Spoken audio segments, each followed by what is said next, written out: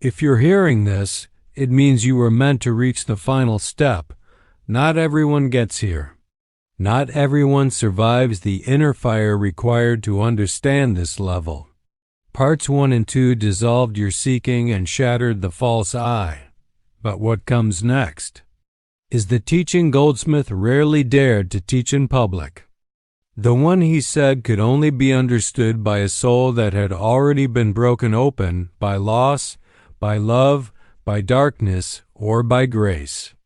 This is the revelation that makes all spiritual power, all fear, all attack, all defense vanish into nothingness.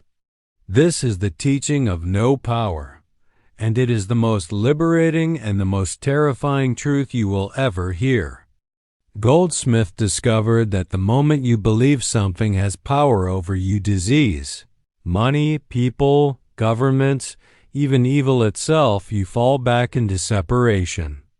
You fall back into the illusion of two powers, good and bad, God and the world, love and fear. But consciousness is one, life is one, God is one, which means there is no second power. Nothing outside you can threaten you. Nothing can attack you. Nothing can save you. Nothing can harm you. Nothing can bless you. Because there is no outside.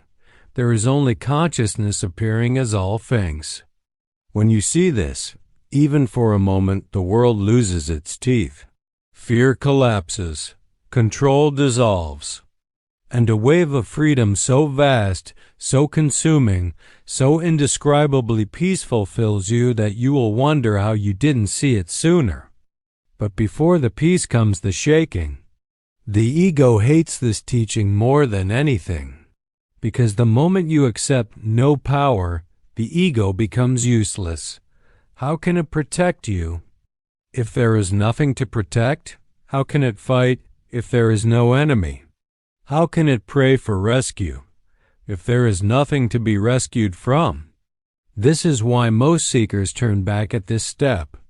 They want God to fix their lives. They want protection. They want guarantees. They want safety. But the truth is more radical. You are already safe because nothing real can be threatened, and nothing unreal has power. Let me show you this through a true American story so intense you may feel it in your chest. There was a firefighter named Caleb from Arizona. One night during a massive wildfire, an explosion trapped him and two others inside a collapsing structure. Flames cornered them. Smoke choked every breath. Radios failed. Panic hit like a tidal wave. This was the moment he'd feared his entire career. But then, something strange happened. Caleb later said it felt like a light burst inside him, not a vision, but a recognition. A sentence arose from nowhere. There is no power in fire. His mind screamed, "Are you insane? It's going to kill us." But a deeper voice, a deeper knowing, repeated, "Fire has no power over what I truly am." In that instant, fear collapsed. Not courage, absence of fear. He said he suddenly felt untouched, untouchable, as if something vast had taken over his body. He broke a window they hadn't noticed in the chaos. He pulled the others out. They survived. But he didn't call it a miracle. He said, "I didn't beat the fire. I realized the fire had no power over consciousness."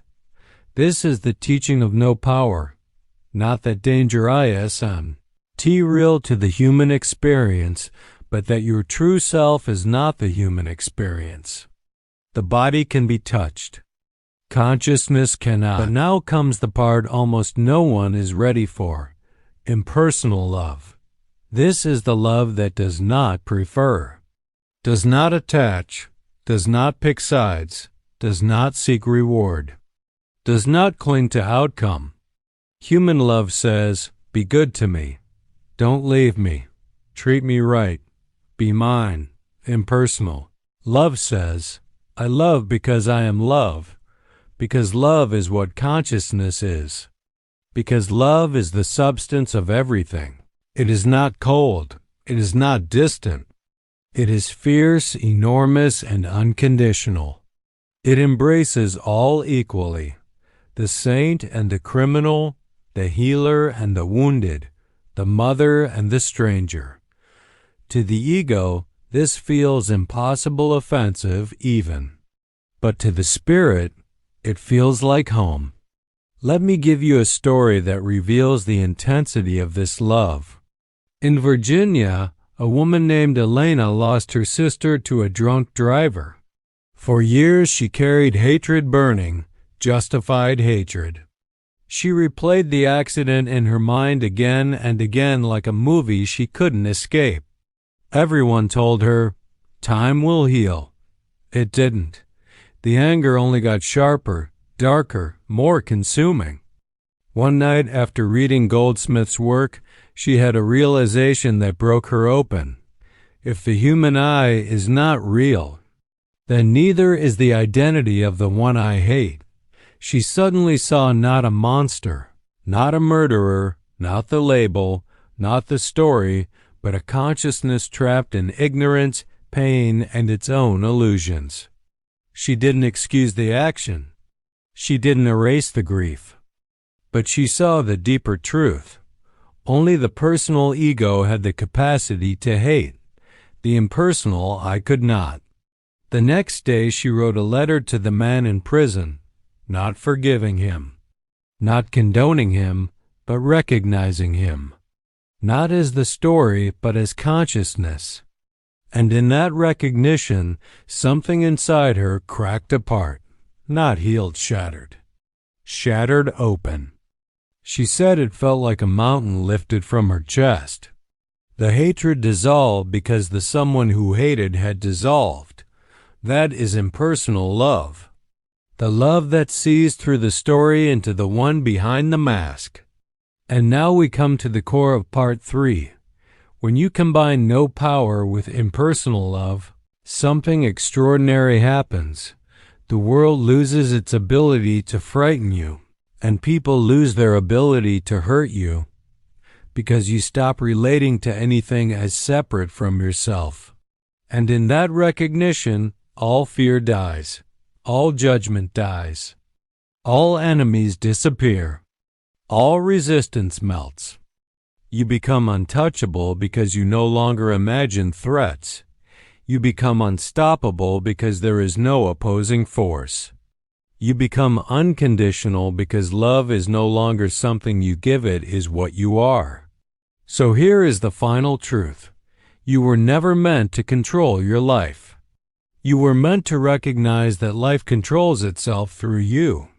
You were never meant to defend yourself. You were meant to see there is nothing to defend against. You were never meant to heal the world. You were meant to love the world with a love so impersonal it embraces everything exactly as it is. If you're still listening, you are not the same person who pressed play. You've crossed a threshold most humans never even approach. You're ready for the next level of being. So do 3 things now. Like this video so this message reaches someone tonight who is breaking inside. Subscribe because part 4 will reveal the rarest teaching Goldsmith ever hinted at, the temple not made with hands, and comment below, no power, only I am, because in that sentence lies the truth you came here to remember.